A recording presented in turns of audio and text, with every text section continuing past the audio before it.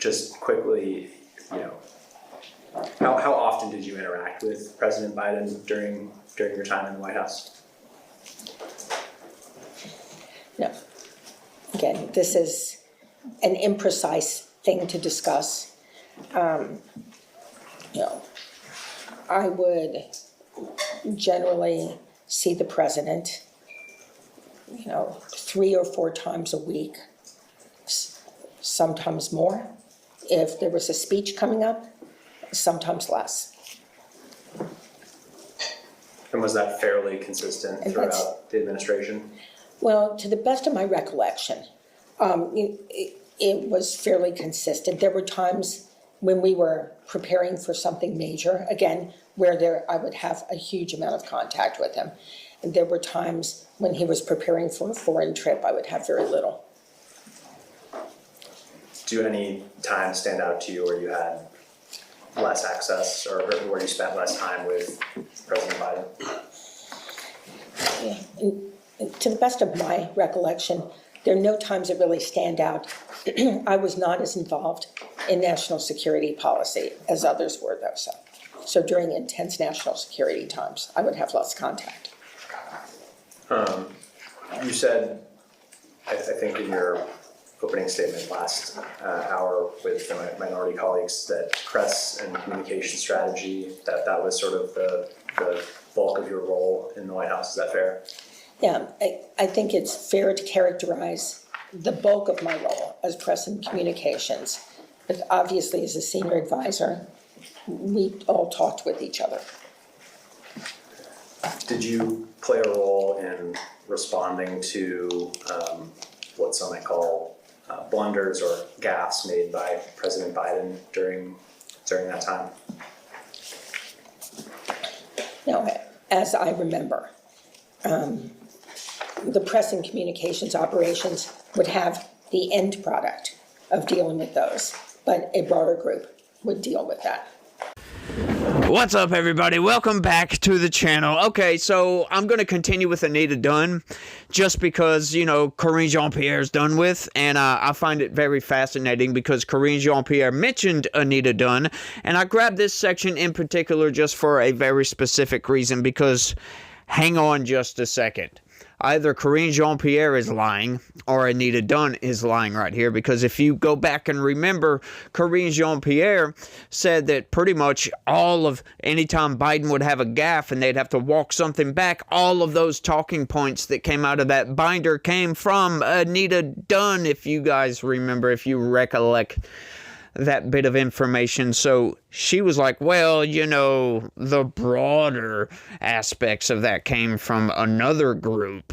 We were just the finished product. Hang on. Something doesn't match up here because, Karine Jean-Pierre said the talking points came directly from you guys. So where's the disconnect here? Well, like, who's telling the truth and who is lying? We don't even know. We have no freaking clue, but I find these answers very fascinating, the ones that are going to be coming up, the ones that you guys are going to be watching here in a second, and it's very, very interesting. So I want y'all to let me know if y'all want me to keep going with Anita Dunn or if you want me to switch to somebody else, maybe, the doctor or whatever, I forget his name, Dr. O'Connor or something like that, I believe, Kevin O'Connor maybe, I think that was his name. But y'all let me know what y'all want to see, and I will bring it up. But y'all don't forget to smash that like button for me. Subscribe if you're new around here. Share this video anywhere and everywhere you can. Click that join button. Sign up and become a member. That's the best way to help this channel expand and grow. Check out my regular videos. We go over news and politics. We read the corporate press and figure out how we're being manipulated, folks. That is what we do. So y'all do all that for me. And here we go, folks. So you were involved? Oh, I was involved, yes. I believe you were not at the White House. You were not at the White House in March of 2022. Is that correct? Because you came back in May. Again, I don't remember exactly when I was there. I was there for a 9-day period in March, either late February or early March. So I apologize, I don't remember exactly. Were you at the White House when Russia invaded Ukraine on March 26th? Let's see, I do not believe I was. But again, I apologize, that is a time when my memory is hazy for when I was in and when I was out, so. I understand. I think you said you had some amount of interaction with White House staff, even during that hiatus, again, excluding the 9-day period where you were back. Soon after Russia invaded Ukraine, President Biden spoke at the Royal Council in Warsaw, Poland. President Biden stated, "For God's sake, this man cannot remain in power." Do you recall that happening? I remember the speech, yes. Were you shocked by President Biden's remarks? I don't remember being shocked by them, no. Do you believe that President Biden knew he was saying or implying to call for the ousting of Putin? No, I think my rule has always been that at the end of the day, presidents set the policy and presidents get to say these things. Do you think it was an intentional statement? I have no way of knowing that. I was not around that Poland trip at all, so. And in your limited communications advising role, I think that's fair based on your testimony. Did you have any role in advising on the strategy for responding to these remarks?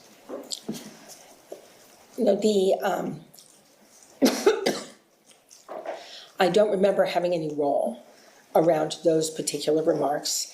And given that they were national security, I think the national security team would have taken the lead on that. On May 23rd, 2022, speaking alongside the Japanese Prime Minister in Tokyo, former then President Biden was asked, "Are you willing to get involved militarily to defend Taiwan if it comes to that?" Biden responded, "Yes." The reporter responded surprised, "You are?" And President Biden stated, "That's the commitment we made." Were you consulted at all? Let's start here. You were in the White House again at this point on May 23rd, 2022. I had returned to the White House by then.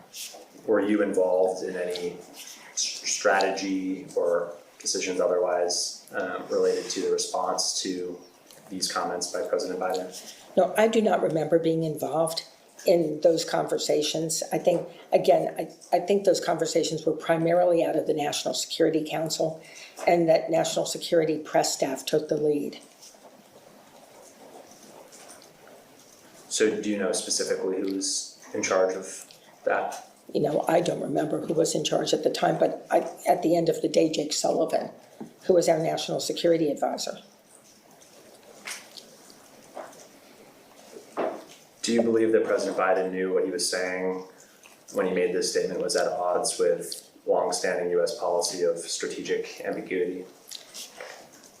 I believe President Biden, as president, was able to set U.S. policy and to say these things if he believed it was in the national interest. Regardless of whether he was able to, do you think he knew what he was saying was at odds with longstanding U.S. policy?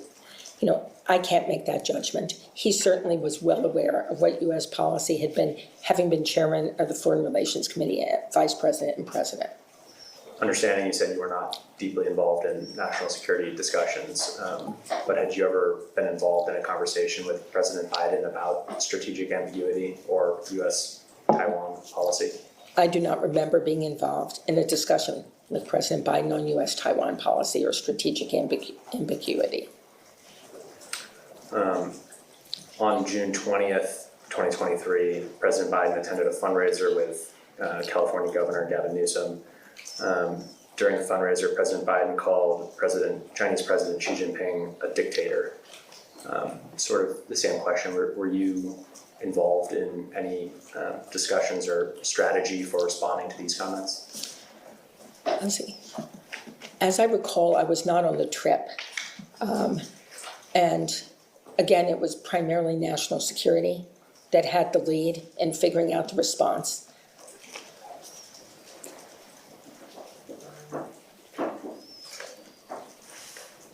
Do Do you believe that President Biden was in command of himself or his remarks when he called Xi Jinping a dictator? I believe President Biden said what he meant to say. So you believe that President Biden meant to call Xi Jinping a dictator?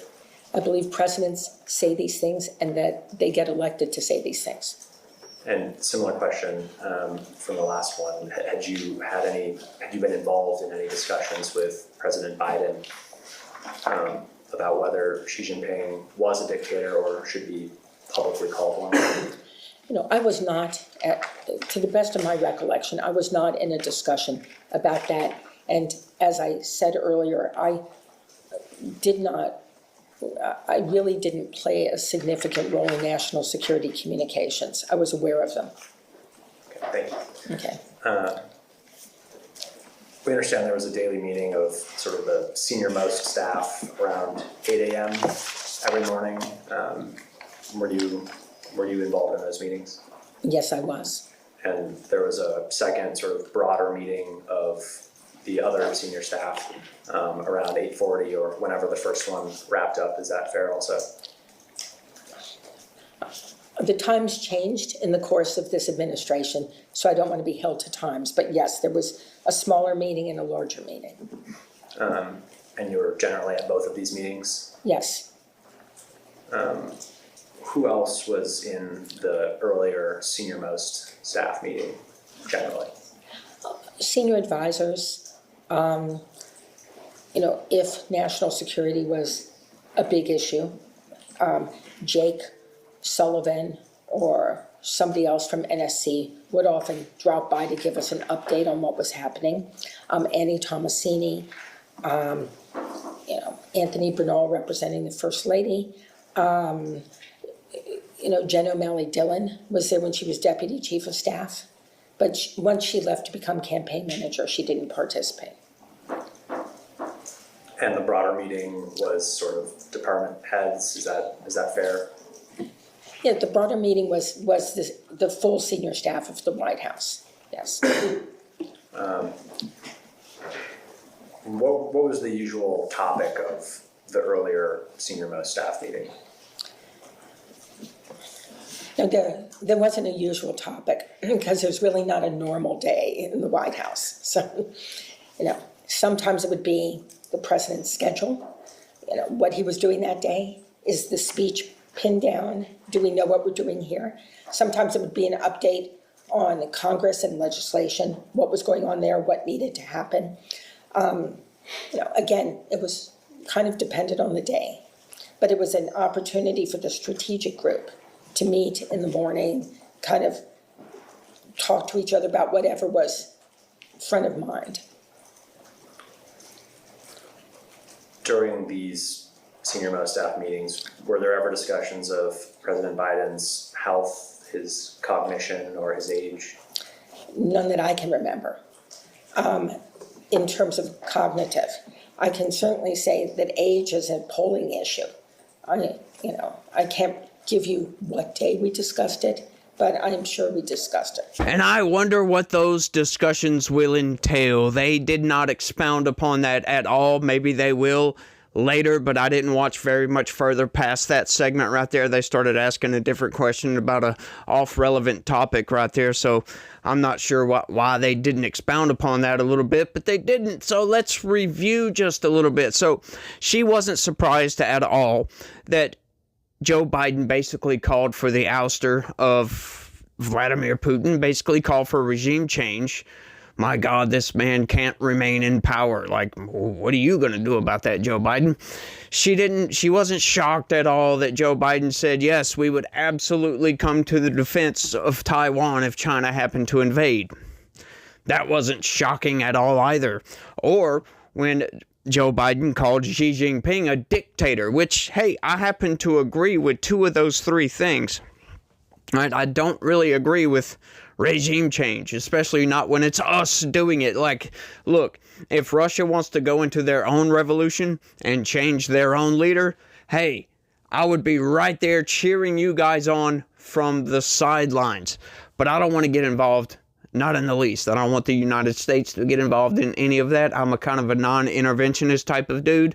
I don't think we should be funding anything outside of the United States. I mean, unless we have extra money that's just laying around not doing anything, but we don't, folks. We have a $1.8 trillion deficit problem in this country. So, yeah, I don't think we should be funding Israel. Nobody at all. But, you know, it's fascinating. Going back to what I was talking about in the intro, you know, Karine Jean-Pierre did say that, you know, talking points came directly from her department, the White House Communications Department, and her specifically. And she's like, well, you know, we weren't really all that hands-on. I can't really remember any freaking thing. She dodged several of those questions. These people are excellent question dodgers, man. They can just boop, get right out of the way. And if they can't get out of the way of that question, they have to take it head on. They just don't remember. They just, next question, please. And they just keep right on going. Like, we can't get any accountability from any of these folks, y'all. Like, of course, they're not idiots. But, you know, to keep up the hoax going for so long that Joe Biden is a dynamo in the background, I think they should all go to jail for all of it, to be honest with you all. Like, I'm serious about that. I think every single one of them should be put in jail for elder abuse, for goodness sakes, for allowing a senile old man to run the country. We know Joe Biden wasn't in charge. We know that they had to do massive cleanup operations after all three of those statements that they just made. Massive cleanup operations. They had to walk every single bit of it back. Like, Joe Biden was an endless stream of gaffes and misspeak. Like, it was nothing but that. Like, there was an earlier part where she was like, I didn't even know he had a stutter. I almost covered that section, but it was so brief. Like, there wasn't anything good around it. So I was like, well, it was just like a 1 minute section that she was like, oh, I didn't know he had a stutter until I was informed that he had a stutter. Like, and she was trying to say basically that when his stutter came back, like, look, I'm not a doctor. I'm not a speech expert or any of these things. But, you know, I've known people that have had stutters and they don't just go away. And if they do go away, they don't come back. Like, you don't just, when you're a kid, start stuttering and show no signs whatsoever of a stutter for 60 years. 60 plus years, as a matter of fact. And then all of a sudden, that stutter comes back. And, you know, once again, folks, they are trying to make us believe that things like this. The best way to get something done, if it holds near and dear to you that you like to be able to, anyway. The idea that, and Joan Shingang, I'm going to pronounce right, Shanga, but there's, you know, there to be, you know, beginning this effort, and I want you to know that I want to thank you as well for, but the nature, not. Yeah, that's a stutter, apparently. Like, no, folks. These people are just massively lying about everything. Next thing you know, they're going to be trying to tell us that, oh, well, Joe Biden has a lisp. Like, no, we know what a lisp is. It's not that. America is a nation that can be defined in a single word. I was going to What must be what? I'll lead an effective strategy to mobilize true international effort to pressure. Let me start off with two words. Made in America. Right? It's like trying to show somebody a movie and they're like, hey, you want to watch this new Avengers movie? And then it's some anime that comes on and you're like, this is not the Avengers. This is freaking Goku or something like that. You're like, it's not the same thing here, people. What are y'all doing? They don't want to get themselves in trouble. They don't want to expose the truth for some reason. And what's so fascinating about these people in particular dodging these questions as well as they do is these people are supposed to be the ones communicating to us what is actually going on with the White House, what is actually going on with U.S. policy, with the White House policy, foreign policy, any things of this matter, and they're not telling us this, folks. We can clearly see that these people are expert liars. So are we going to believe these people when they tell tell us anything at this point. And now that you're being exposed as liars for the most part, like as if we didn't already know these things. Now that you're being exposed as liars, how can we believe anything you said standing at the podium, standing in front of those cameras, telling us what was actually going on with the American people, and that Joe Biden was constantly fighting for the American person, right? Like, no, I'm sorry, I don't believe you at all. Like, Joe Biden destroyed this country. He destroyed, the reputation of this nation worldwide. He destroyed the reputation of the FBI, the DOJ, pretty much every single department in the government that Joe Biden had a hand in operating. He ruined their reputation by weaponizing every single aspect of the federal government that he possibly could against you. And we know this, folks. They've been exposing every single bit of it, right? Once again, we go back, we talk about the Russia hoax, for crying out loud. And we're starting to get information rolling out from Tulsi Gabbard here that implicates more and more and more Democrats. We're starting to get indictments coming down the pipeline. People are starting to be held to account, or at least the inklings of the beginnings of being held to account.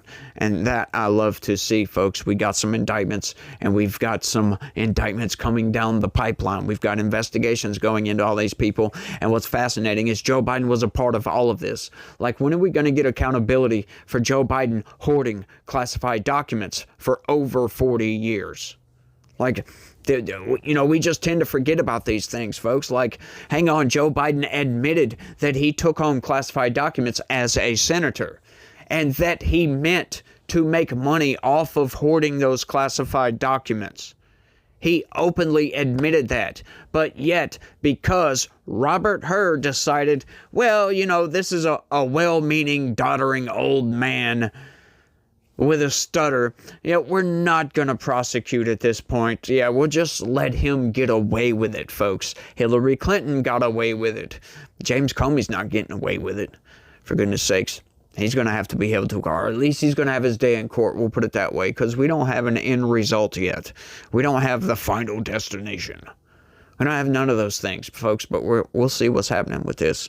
Like, I would love accountability. These are the same very people that tell you on a consistent basis that nobody is above the law. Oh, but hang on, we were really talking about Donald Trump. Yeah, they don't really mean themselves, of course. They don't really mean themselves. They just mean Donald Trump. He's not above the law. Why didn't they just come out and say that, instead of making that blanket platitude statement that nobody is above the law? Well, apparently Merrick Garland is above the law. Well, I'll take that back. Merrick Garland is above the law because he committed the same exact crime as Steve Bannon did, and Peter Navarro, both. But hang on, 2 out of those 3 people actually spent time in prison, and it wasn't Merrick Garland, right? Alejandro Mayorkas is another one that has lied to Congress, repeatedly lied to Congress. But hang on, there's no indictments coming down the pipeline for him. I think he should be thrown under the jail. He presided over an open border for 4 years. 15 million criminal aliens coming across. Untold numbers of humans smuggled across that southern border. Children trafficked into abusive situations. The Biden administration was very destructive, y'all. And these people are getting away with it. They're getting away with all of it. Just because they're being interviewed doesn't mean there's anything going to come from this. It's fascinating, y'all, but I think that's all I got on this one. Y'all let me know what y'all think about all this down in the comments section. Like I said, y'all let me know if y'all want me to keep going with these, because I enjoy doing this, right? I enjoy breaking all this stuff down and analyzing what these people are saying, because once again, I think the MO here, the modus operandi, is to basically get these people to talk enough to where they slip up and lie about something, and then they can at least be charged with lying to Congress. I think that's the ultimate goal here, but once again, we'll have to see what happens, y'all. Y'all let me know what y'all think about all this down in the comments section. Y'all don't forget to smash that like button for me. Subscribe if you're new around here. I'd love to have you guys on board. Share this video anywhere and everywhere you can. Click the join button sign up and become a member. That's the best way to help this channel expand and grow. But folks, it's the end. So I want to let you guys know that, you know, Jesus died on the cross to save us. I know, here comes the preaching, right? But it's the truth, folks. It is the truth. We must watch what the enemy does at all times. And they are embedded within our own country. So we must stay vigilant with our faith in God and our faith in Christ. Because we are being persecuted. We just so happen to have a safe haven here in the United States. But that doesn't stop people within persecuting Christians, calling us evil, for goodness sake. So we must stay vigilant in our faith to God. But you guys try to have a good day and stay legitical. Peace.